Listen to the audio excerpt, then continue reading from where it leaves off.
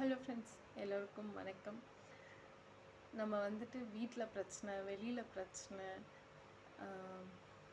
மணி பிரச்சனை, இது எல்லாத்தோடையும் தான் வந்துட்டு படிச்சுட்ருக்கோம் இல்லையா? இப்படி படிக்கிறப்ப வந்துட்டு நம்ம மைண்டில் 100% படிக்கிறோம் அப்படின்னா அதில் 50% மட்டும்தான் ஸ்டோர் ஆகுது.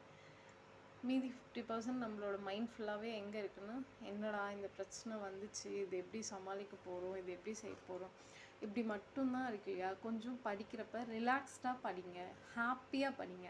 ஹாப்பியாக படிக்கிறப்ப நம்மளுக்கு படிக்கிறது எப்படி மைண்டில் போகும்னா, நம்மளுக்கு ஒரு ஃபுல் மூவி பார்த்த ஒரு ஃபீல் வரும்.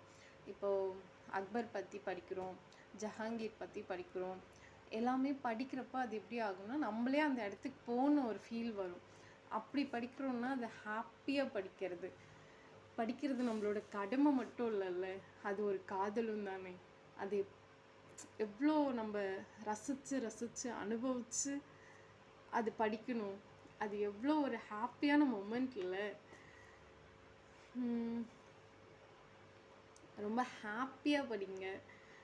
பிரச்சனையெல்லாம் கொஞ்சம் ஓரம் வச்சுருங்க.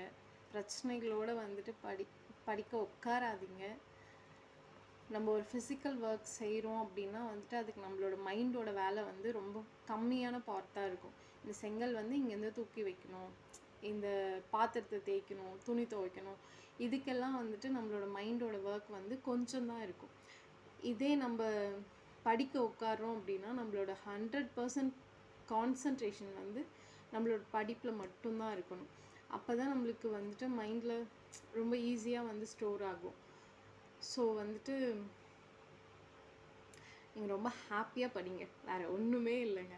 ரொம்ப ஹாப்பியாக ஜாலியாக படிங்க, ரசித்து படிங்க, சூப்பராக இருக்கும்.